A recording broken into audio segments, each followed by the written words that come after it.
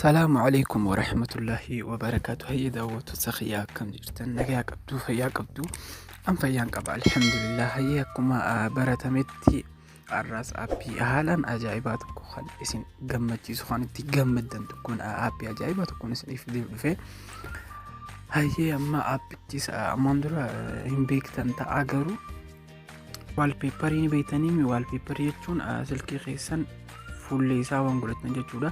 Amma fakkeenyaaf silkii xiyya kanarra gaara kan fakkaatu kan jiru kun waalpeeparii xiyya jechuudha. Kan bishaan kun akkuma agartanitti bishaanii fi gaarii fakkaatu kun waalpeeparii xiyya. Waalpeeparii kana duraan kallattiidhaan viidiyootti jijjiirree waalpeeparii godhachuu hin danda'amu ture. Amma garuu ni danda'ama jechuudha. Aappii ajaa'ibaa tokko dhufe aappii saniin amma akka danda'amu ta'ee jira jechuudha. Hayya magara appichaa deemuun duratti warri chaanaala kanaaf haaraa taatan chaanaala kun Riyoo app jedhama.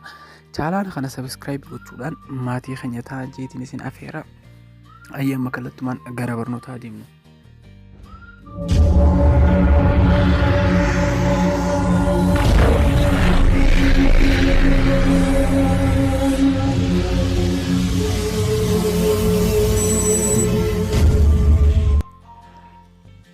Hayya barnoonni keenya waalpeeparii keenya leevii viidiyootti jijjiiruu jechuudha. Amma harka keenyaa osoo jalatti agarru fakkeenyaaf waan biraa osoo kaameeraa jalatti agarru asiin bilbila keenya fayyadamuu jechuudha.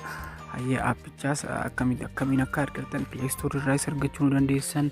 Yoo barbaadan link description box irraa isiniif hin kaa'a. Description box irraa argachuu ni dandeessan. Telegram channel keenya irraa argachuu ni dandeessan. Achumaan join godhaadha. Kuno appichi kuno kana live wallpaper kan jedhu kana appichi ruuraatiif appichi illeen waa hedduulee waan barsiisan hin qabu.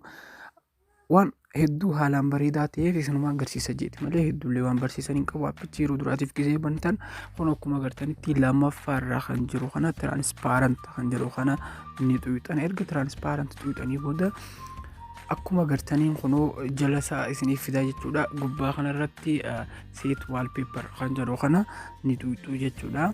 Erga xuyixan home screen kan jedhu kan durarraa kana filattu. Erga filattan amma bilbila keessan ni dhaamsitu. Kunoo akkuma ilaaltan jirtanitti waaw jalasaatti nu fidee jira jechuudha. Kunoo harka xiyyaas akkuma ilaaltanitti harka xiyyaasni agartan bilbilatti fayyadamaa jira. Garuu kunoo akkuma ilaaltan jirtanitti bilbila akkanatti live wallpaperii viidiyoodhaan jalannuuf kaa'a jechuudha. Duraan hin jiru ture amma garuu aappii ajaa'ibaa kanaatu nuuf fide jechuudha. Hayyee aappichi kun yoo barbaadan yeroo tokkoof yoo isin hin barbaachifne ta'e aappicha keessa ammaas yeroo tokkoof aappichuma san keessa galuudhaan kunoo gubbaa kanarratti mallattoo dileetii fakkaatu sana yeroo tokkoof yoo xuyixan ofirraa deebisa jechuudha. Kunoo ammoo ofirraa deebisee jira jechuudha.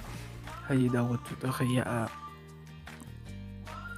viidiyoon kun yoo isin gammachiise like godhaa, saahiboota keessaniif share godhaa, subscribe warri hin godhin garuu subscribe gochuun dagatinaa. Hanga barnoota biraatiin wal garuutti ciao.